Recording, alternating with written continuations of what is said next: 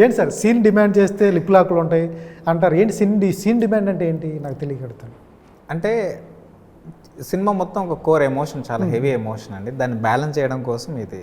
So ఒక అమ్మాయి ఒక పెయిన్ని ఎంతవరకు అర్థం చేసుకుంటుంది, ఎలా వాడిని మార్చాలనుకుంటుంది, వాడున్న ఒక దాంట్లో నుంచి బయటికి తీసుకురావాలి అమ్మాయి.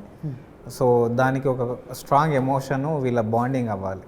సో అందుకు దానికోసం లిప్ లాక్స్ ఉంటాయి. అంటే జనరల్గా లవర్స్ అన్నప్పుడు లిప్ లాక్ పెట్టుకుంటారు కదా, పెట్టుకోవచ్చు.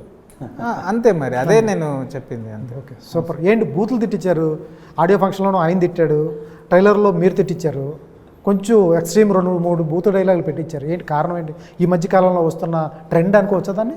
అట్లనేం లేదు, ఒకరి మీద ఉన్న కోపాన్ని ఎక్స్ప్రెస్ చేస్తాం అది.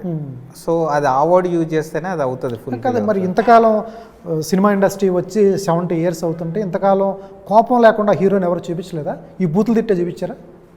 తెలియదు, నాకు ఇలాగే చేతనైందేమో, నాకు తెలియదు. అదెట్లా అంటే ఇప్పుడు ఒక్కొక్కరికొకరు, ఇప్పుడు ఒకరు 50 kgs చేస్తారు. మీరు చెప్పింది 100% కరెక్ట్. మీకు ఇలాగే చేతనైంది, రేపొద్దు నా కూతురు నా కొడుకు నా పక్కన కూర్చొని ఆ వర్డ్కి అర్థం ఏంటని అడిగితే ఏం చెప్పాలి? బయట నేను ఇంతకంటే ఎక్కువ బూతులు వింటున్నాను. వెయిట్ వేరుగా సార్, నేను మానిటర్ చూస్తాను, మీ ట్రైలర్ బాగుంది, బాగా చేశారు, ఇది చూడండి అంటే నాతో పాటు చూస్తారు, ఆ వర్డ్కి అర్థం ఏంటంటే ఏం చెప్పాలి? నాకు తెలిసినంత కరెక్ట్ ఇది కంప్లీట్ ఏ సర్టిఫికేటు 18 above.